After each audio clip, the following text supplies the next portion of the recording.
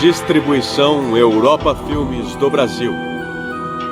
Versão brasileira Lipsync, São Paulo. História das religiões. Confucionismo e Taoísmo.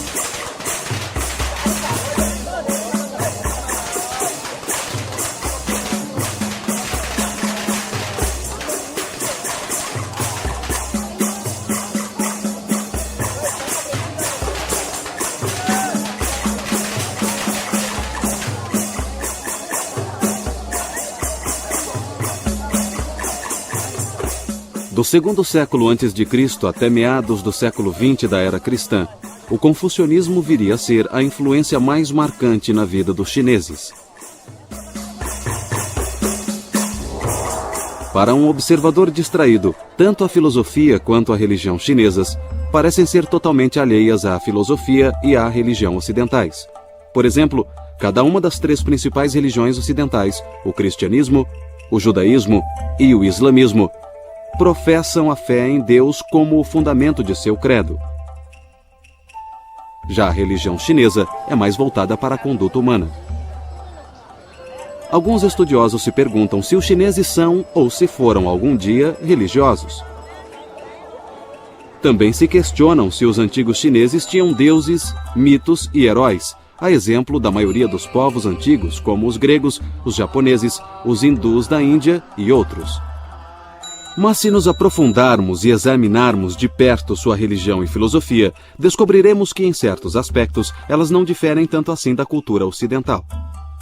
Por exemplo, tanto a tradição chinesa quanto a ocidental enfatizam o valor da razão, o papel da moral nas relações sociais e a crença em que a alma do indivíduo está ligada ao transcendente. Para começar, devemos retroceder mais de 2 milênios, quando houve um intenso despertar em todo o mundo. Esse período de quase 6 séculos, de 800 a.C. a 200 a.C., produziu os filósofos clássicos gregos e indianos, os profetas hebreus e o grande mestre chinês Confúcio. Recentes estudos confucionistas têm se tornado uma busca pelo Confúcio histórico, uma descrição dele como pessoa real e não aquela imagem de adoração popular. O personagem histórico que conhecemos por Confúcio foi, na verdade, um homem de nome Kong Shu, que viveu no período de 551 a 479 a.C., e que durante 2 milênios foi conhecido só em algumas partes do que hoje chamamos China. O nome ocidental Confúcio foi de fato criado por missionários católicos que visitaram a China no fim do século XVI. O jovem, que veio a ser conhecido como Kung Fuzu, ou Mestre Kung, e depois Confúcio no Ocidente, cresceu no antigo estado de Lu, no nordeste da China. Os pais de Kung morreram quando ele ainda era criança.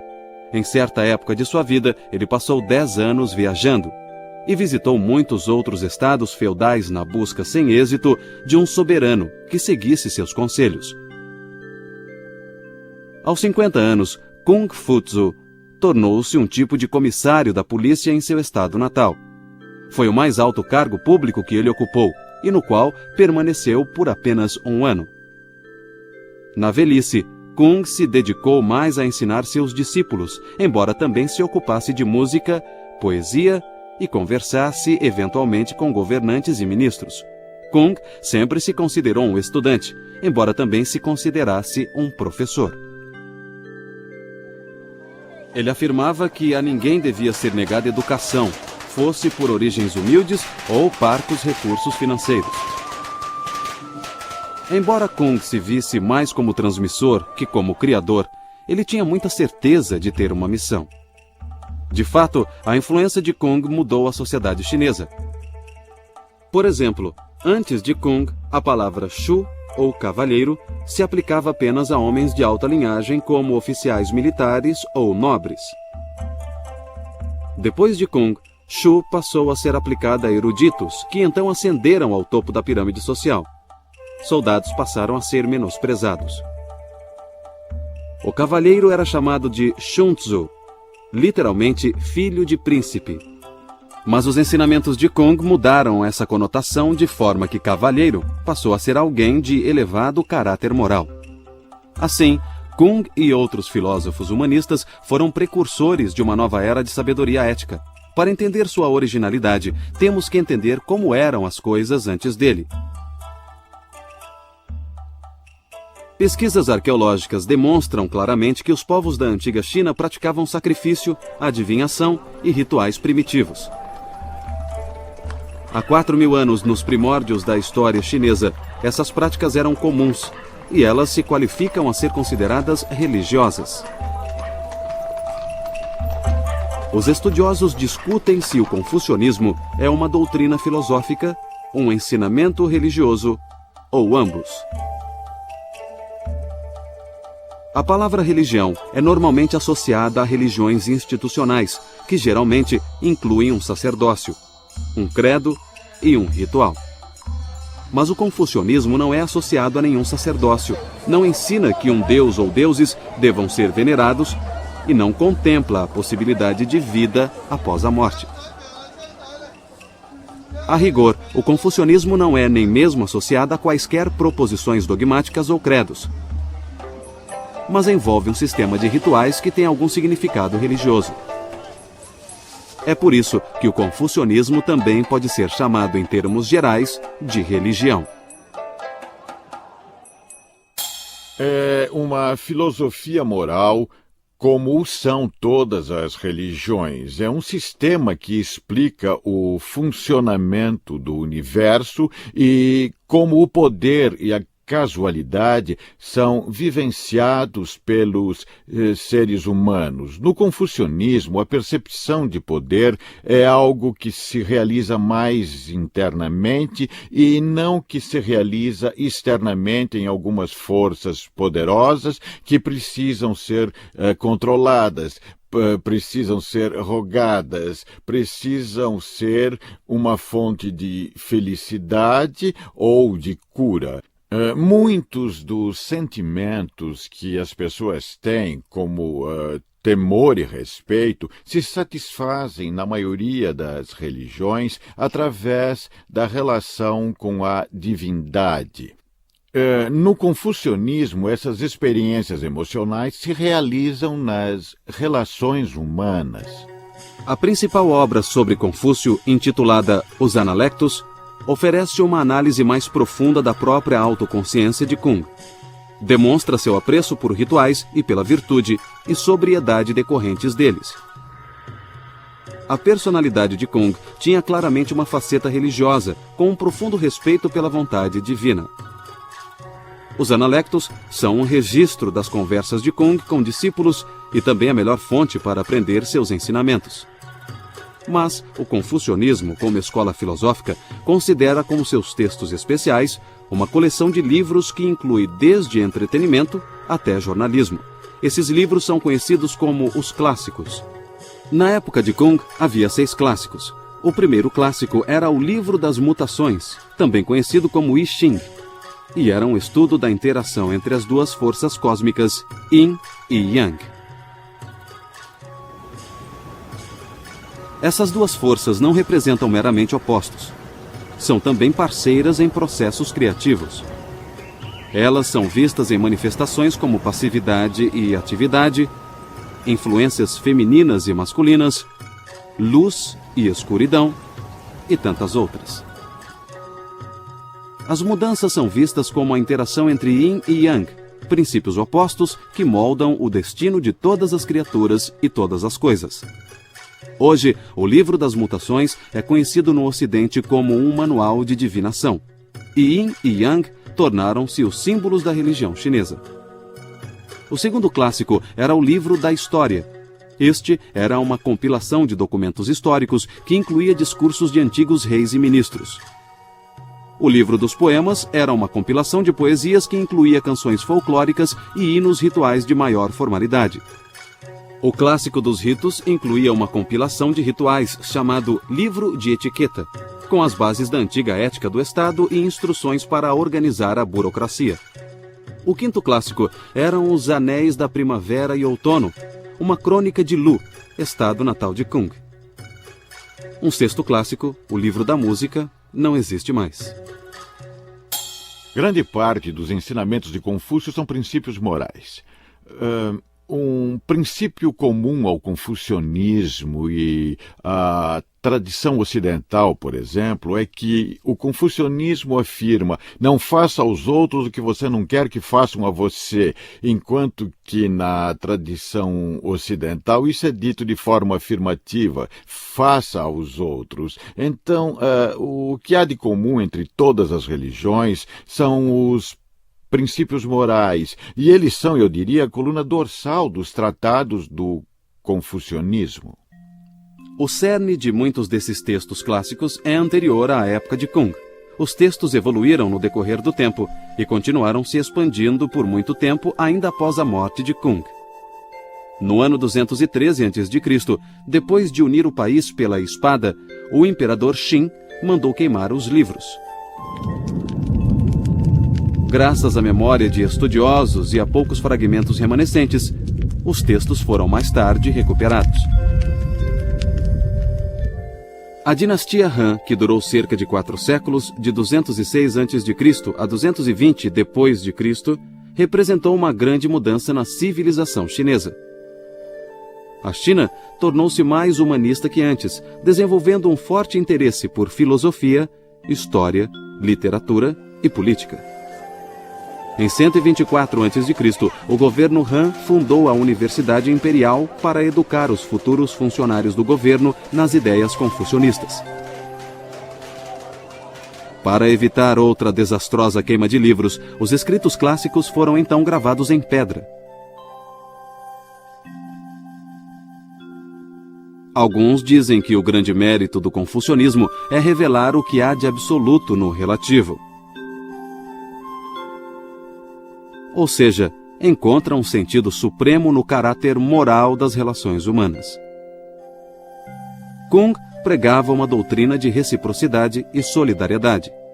Ele dizia que qualquer um pode ser nobre se lhe ensinarem os valores certos. E fundou a primeira escola particular chinesa de ensino superior. A escola de Kung centrava-se mais na arte de governar e no aprimoramento das sensibilidades morais dos alunos. Uma das concepções confucionistas mais conhecidas é a chamada 5 relações, que seriam as relações entre governante e ministro, pai e filho, marido e mulher, irmão mais velho e mais novo, e entre um amigo e outro. Cada uma das 5 relações pressupõe responsabilidades mútuas e recíprocas. Um ministro deve lealdade a seu governante, e uma criança deve respeito a seus pais. Mas o governante deve, em troca, cuidar de seus súditos, assim como os pais devem cuidar de seus filhos. A doutrina central de Kung é a virtude do Zhen, que são o afeto e o amor existentes nas relações humanas.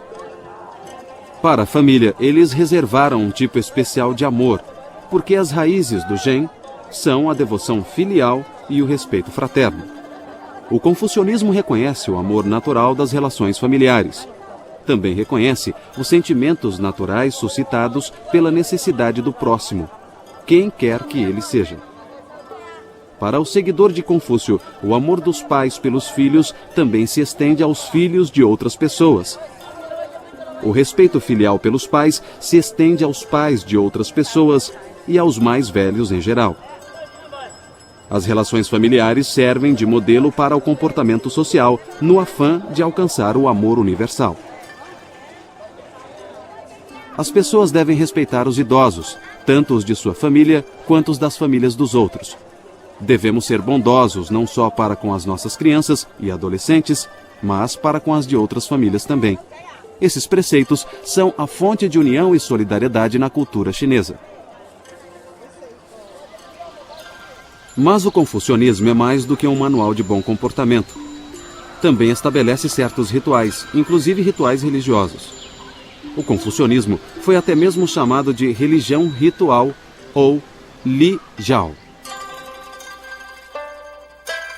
O culto ancestral dos chineses era cercado de rituais como a veneração ao céu, o Senhor Supremo. Kung Futsu Pregava que era extremamente importante termos correta disposição interior ao nos engajarmos num ritual social ou religioso. Senão, as boas maneiras iriam se tornar mero formalismo ou hipocrisia. O confucionismo requer moralidade racional e um tipo de virtude que produz relações harmônicas e responsáveis com outros seres humanos. Na tradição confucionista, as maiores virtudes são a harmonia alcançada pelo relacionamento harmônico com os outros, o menosprezar de confrontos e conflitos e a prática de modos de vida que conduzam à harmonia entre os seres humanos. Enfim, a harmonia é uma das principais virtudes. Outra virtude importante é a benevolência. Kuhn negava ser um revolucionário. Ele até mesmo atribuía as próprias ideias aos antigos. Ele causou pouco impacto enquanto viveu. E morreu na obscuridade com cerca de 72 anos, em 479 a.C. Kuhn estava convencido de que sua vida fora um fracasso e que seus ensinamentos seriam logo esquecidos. Observando essas tradições religiosas a partir da visão de um antropólogo, a gente se pergunta o que significam essas tradições no que se refere ao comportamento humano. Hoje, os chineses não são conscientes ou mesmo oficialmente confucionistas. No entanto, grande parte dos seus sentimentos e desejos, assim como o seu senso de dever, é governada por seu passado. Então, muitos permanecem dentro da tradição confucionista, independentemente de acreditar nela ou não. Mas o confucionismo ainda é relevante?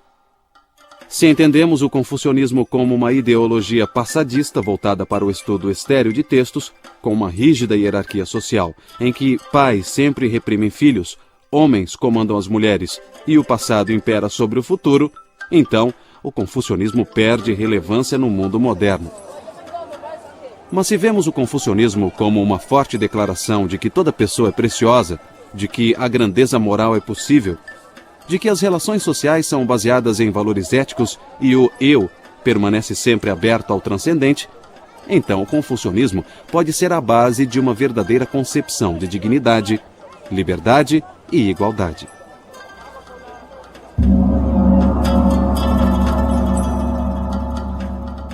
Se quisermos entender os chineses e outras culturas do Extremo Oriente, então precisamos entender o confucionismo e o taoísmo. Pode-se dizer que a filosofia chinesa é, em geral, baseada em duas faces da existência. A face mais ativa, ou Yang, e a mais contemplativa, ou Yin. A força ativa Yang é associada tanto à moral quanto à filosofia social do confucionismo. É tida como uma força masculina e tem predominado nos períodos de unidade política e ordem social. A força contemplativa Yin tem sido mais associada ao taoísmo. Essa face passiva das coisas pode ser vista no naturalismo e no quietismo. A força Yin é vista como feminina. Mas as forças Yin e Yang não são mutuamente excludentes, e o taoísmo é frequentemente representado por um círculo, onde dois desenhos em preto e branco se entrelaçam.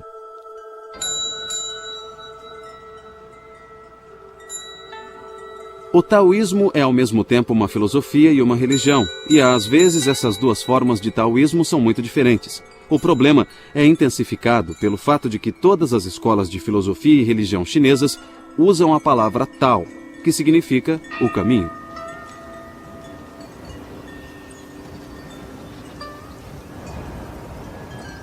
A maioria dos filósofos taoístas tem a genuína aspiração religiosa de transcender as limitações desta vida.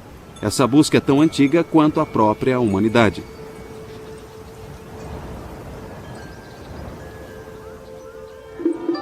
Os filósofos taoístas também se isolaram do mundo, mas não tanto para escapar ao que há de ruim na vida terrena. Eles se afastaram em protesto contra a opressão exercida pelas instituições políticas e sociais do homem. Houve ocasiões em que alquimistas taoístas ganharam favores políticos. Em outros casos, mestres taoístas enfrentaram batalhas políticas tanto contra confucionistas quanto budistas. Mas a maioria tem preferido se manter anônima e reclusa e tem mantido sua crença envolta em mistério.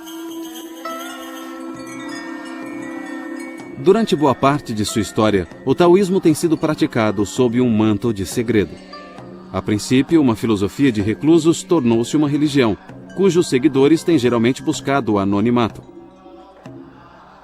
Muitos ensinamentos taoístas são formulados através de enigmas, e os seguidores desse círculo esotérico geralmente só revelam seus segredos aos iniciados. Esse manto de segredo só foi retirado recentemente.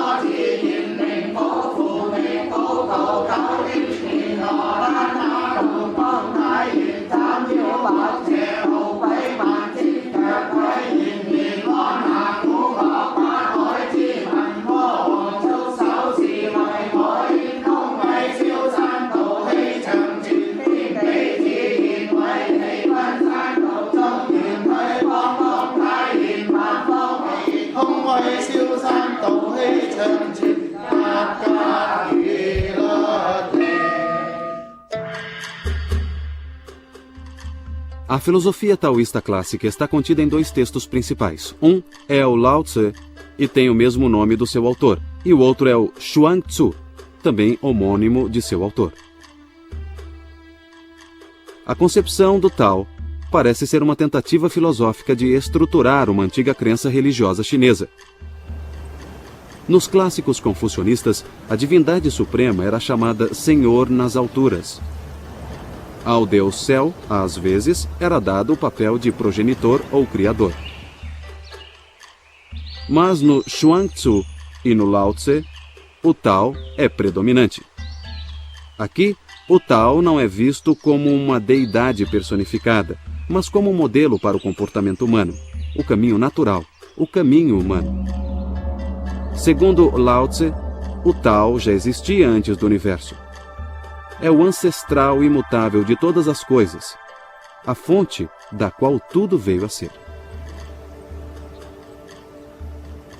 Os praticantes do taoísmo acreditam descobrir esse primeiro princípio inominável seguindo 3 métodos: contemplando o universo, cultivando a disposição correta para a meditação e adotando a perspectiva correta em relação à vida.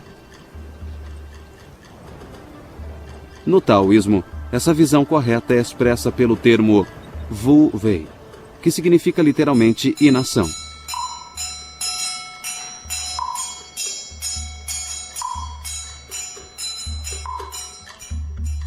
Wu Wei não deve ser entendido como ausência literal de ação, mas como agir sem artificialismo, sem exageros e sem apego à ação em si mesma. A parte prática do Lao Tse, então, é viver de acordo com o caminho. Um caminho de naturalidade, simplicidade e até mesmo fraqueza. Entretanto, a doutrina da inação ensina a sobrevivência. Nos ensina a manter a própria integridade em tempos de desordem. Esta talvez seja a lição prática mais importante da filosofia taoísta, e foi de grande importância na evolução da religião taoísta. O Lao Tse sugere certo grau de ascetismo, que é de se afastar do mundo, de seus prazeres e mesmo de seus valores mais prezados. Os que buscam o conhecimento do Tao devem purificar sentidos e paixões, que distorcem nossa verdadeira percepção da realidade. A civilização, então, seria um afastamento do Tao. A filosofia taoísta instrui seus discípulos a buscarem harmonia apenas e tão somente com a natureza. Isso é bem diferente de buscar as virtudes confucionistas de humanidade e retidão. Quando temos conflitos, quando agimos contra alguma coisa, ocorre o que chamamos de desarmonia. Por exemplo, considere um curso de água fluindo da montanha em direção ao mar. Se você colocar nele uma folha, a folha seguirá o fluxo, não haverá conflito. Isso é harmonia. Mas se você tenta fazer a folha voltar, subir a corrente das águas e você a puxar com um barbante ou assoprá-la com a boca, você estará aplicando uma força externa. Isso gera conflito. Você está indo contra a natureza, contra o caminho. Assim, seguir sua própria natureza é seguir o caminho. E isso é harmonia. Para alguns observadores, os ensinamentos políticos do Lao Tse invocam uma volta à natureza tipicamente romântica, mas já se disse que esses mesmos ensinamentos apoiavam autoridades políticas despóticas. Na localidade conhecida como Ma Wang Toi, foi encontrada uma cópia do Lao Tse manuscrita em seda. Datando do século II a.C., esses são os manuscritos do Lao Tse mais antigos de que se tem conhecimento. Outro texto fundamental ao taoísmo, chamado Chuang Tzu, é semelhante ao manuscrito do Lao Tse em dois sentidos. Primeiro, ele diz que o Tao é o princípio central que governa o universo. Segundo, mostra uma total e constante aversão à política. O Chuang Tzu parece uma compilação de ensaios em que há abundância de parábolas, alegorias, paradoxos e imagens fantasiosas. O manuscrito do Chuang Tzu faz uma ardente defesa da liberdade espiritual.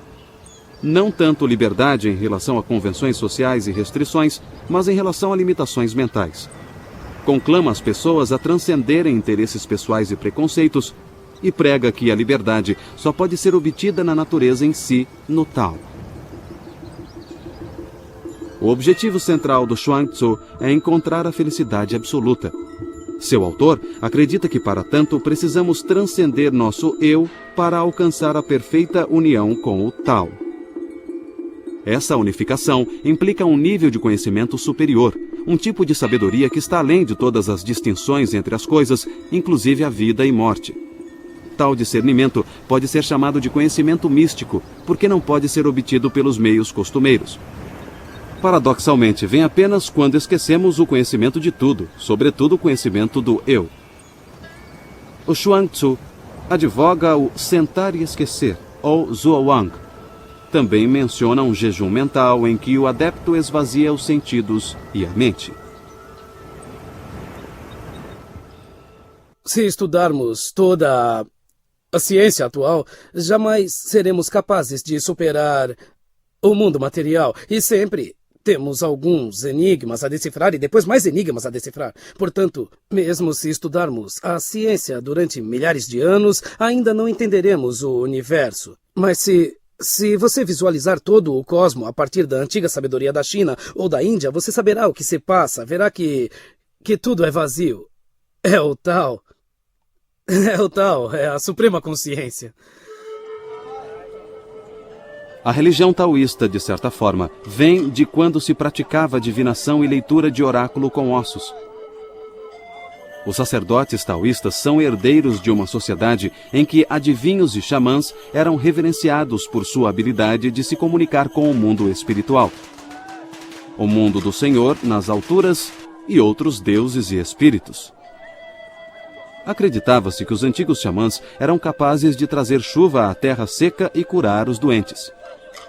A fraqueza humana e as doenças eram associadas ao pecado, ou seja, as coisas que ofendem tanto a consciência quanto a divindade. Os religiosos taoístas também associavam a cura à confissão desses pecados e à busca do perdão e do auxílio dos poderes superiores. Ainda assim, os taoístas sempre deram muita atenção à fisiologia e à farmacologia. E isso trouxe muitas contribuições à medicina chinesa.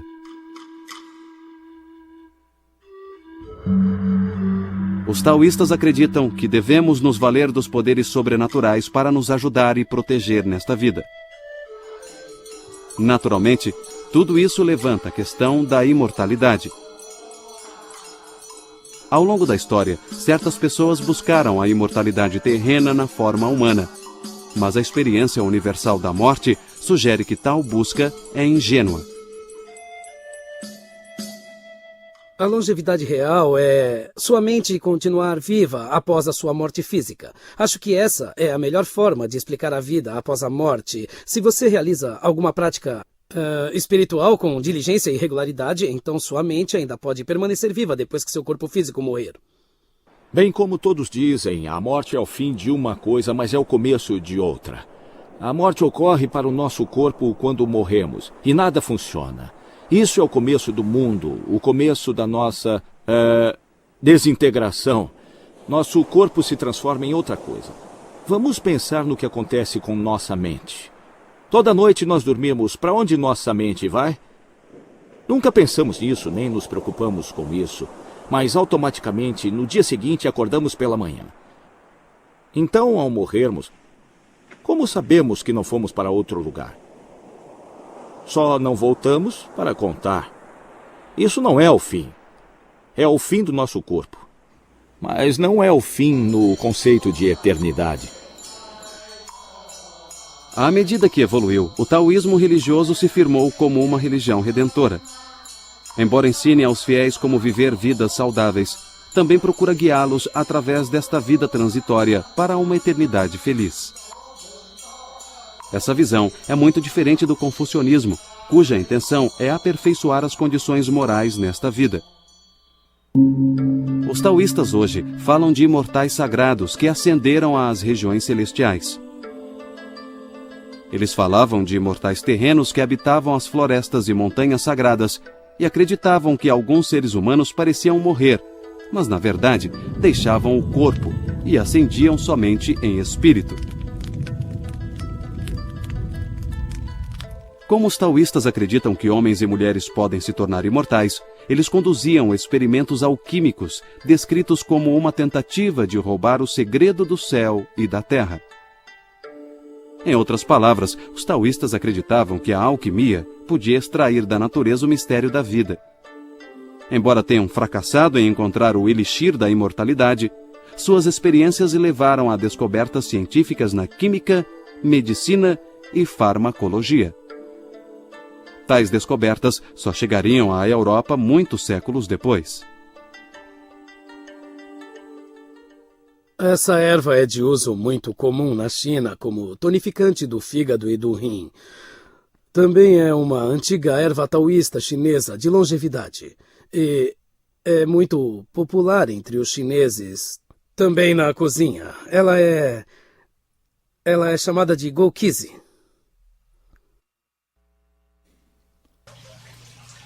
Muitos taoístas se assemelham aos alquimistas da Idade Média.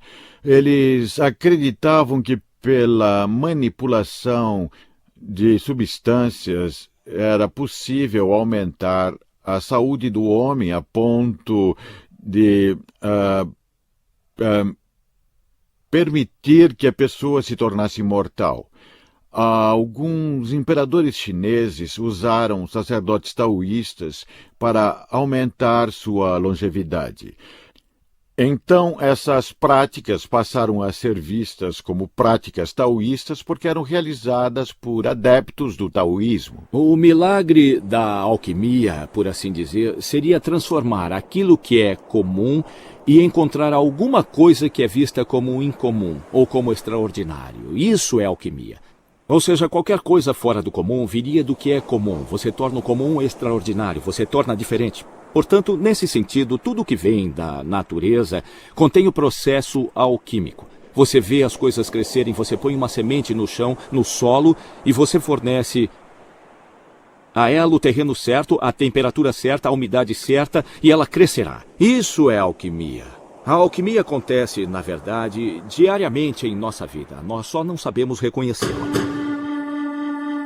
Ao longo da história, os taoístas também cultivaram a vida mortal quando desenvolveram técnicas de cura, de circulação, exercícios de meditação e higiene sexual.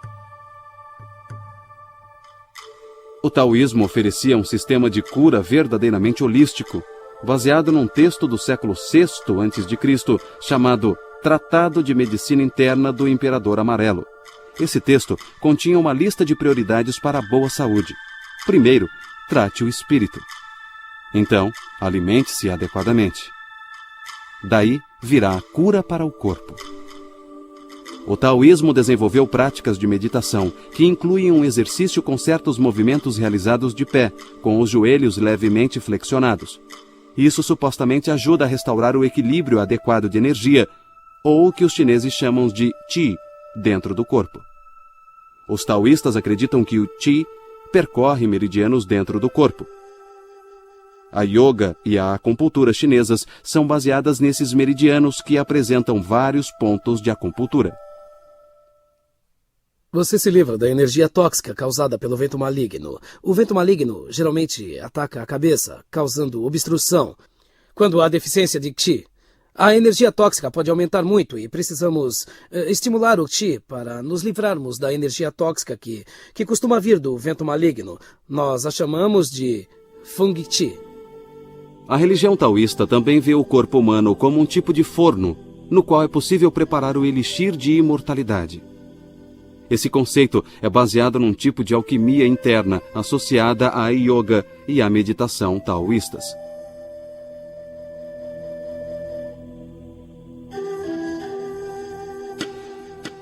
Segundo a teoria que fundamenta esses métodos, o corpo humano é dividido em 3 áreas chamadas campos sinabrinos: cabeça, tórax e abdômen.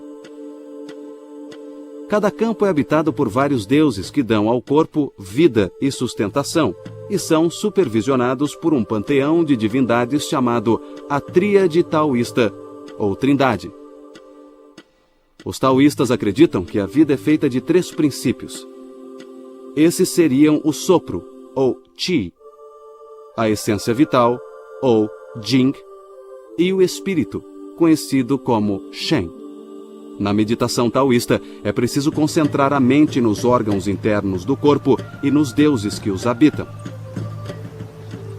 Esses deuses são vistos como emanações diretas da energia primordial no organismo humano. Os praticantes avançados de yoga atingem algo chamado respiração embriônica, imitando conscientemente um feto no útero materno. Esse exercício reconhece a existência de processos metabólicos importantes no interior do corpo. Psicologicamente, envolve a busca por paz interior e a integração da personalidade humana. A suprema atitude taoísta representa o ápice do sentar e esquecer. Uma frase que se refere a certas práticas meditativas na mais elevada tradição mística do taoísmo. Nesse estado mental, símbolos e imagens supostamente deixam de ser necessários. A pessoa simplesmente se senta e esquece. Eu diria que o homem, sobretudo, tem um corpo, tem uma mente. Ele transita entre os dois, entende? Se seu corpo é saudável, relativamente saudável, se sua mente está em paz, então ele pode resolver todos os problemas. E como é que se faz isso? Eu simplesmente diria, Pare com tudo, não faça nada. Não fazer nada significa não criar, não pensar. E o que é pensar? É se preocupar. E o que é se preocupar? Você cria uma situação e acha que não pode resolver. Então se preocupa. Se você não cria a situação naquele momento, você não se preocupa. Se não se preocupa, encontra uma solução. Enquanto na Terra, os aspirantes a imortais devem tentar progredir na meditação e na vida diária. Devem tratar as necessidades mundanas como alimento e roupas, como um meio para atingir um fim a ser usado e abandonado. As pessoas deveriam se desprender dos desejos sensuais.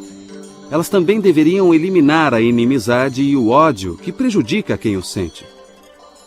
O corpo que envelhece é como uma casa com paredes em ruínas, que logo será trocada por outra. Tudo isso exige total serenidade em relação à vida e morte, doença e saúde, perdas e ganhos, riqueza e pobreza. Em outras palavras, é preciso ir além dos valores e problemas normais da vida mundana e encontrar paz e contentamento em qualquer condição, para se concentrar num objetivo maior.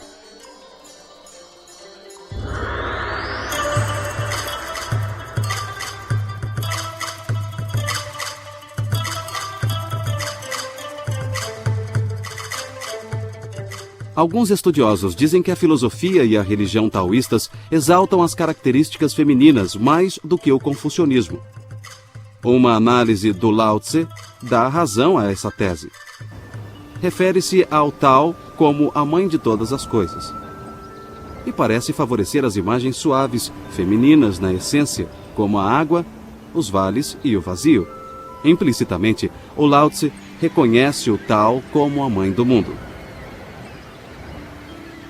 Para os confucionistas, o Tao se refere ao princípio fundamental da filosofia moral.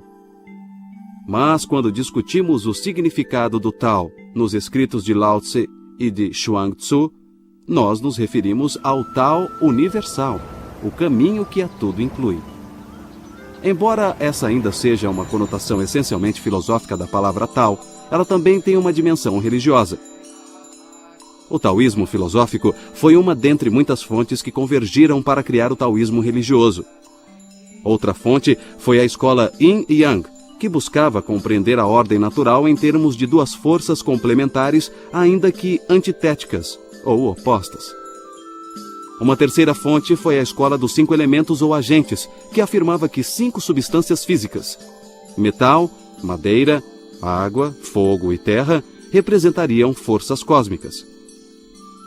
Tanto a escola Yin e Yang quanto a escola dos 5 elementos ajudaram os chineses em seus esforços iniciais para entender o universo. Essas ideias penetraram as filosofias taoísta e confucionista, mas se tornaram ainda mais marcantes na religião taoísta. Os sacerdotes taoístas obtêm licença para realizar os rituais de cada tradição específica. Eles também realizam muitos outros rituais em festivais durante todo o ano. Os rituais mais conhecidos são aqueles voltados ao Ano Novo Lunar, celebrados com dragões dançarinos e fogos para afugentar demônios.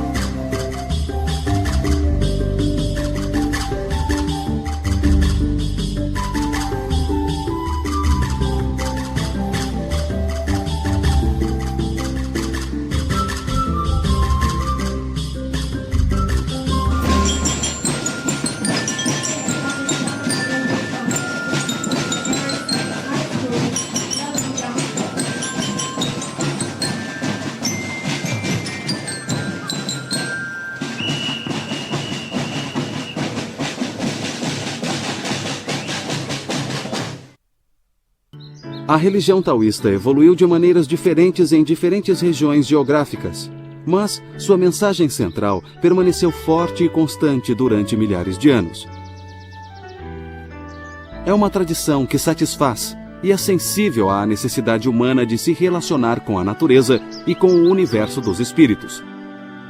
Une a crença em uma divindade suprema com a crença em muitos espíritos intermediários aos quais se tem acesso por meio de preces. Esses espíritos também se interessam pelo bem-estar mortal e imortal de seus devotos. O taoísmo oferece a seus adeptos a possibilidade de se comunicar com os deuses. Eles podem até mesmo se tornar deuses, seja durante um breve êxtase neste mundo, seja no além. O taoísmo defende a experiência mística e encoraja uma vida de retidão moral. Oferece consolo no sofrimento e esperança de realização ao considerar e tentar melhorar as condições deste mundo. Por tudo isso, o taoísmo continua a satisfazer gerações de seguidores e tem tudo para continuar assim por muitas gerações que estão por vir.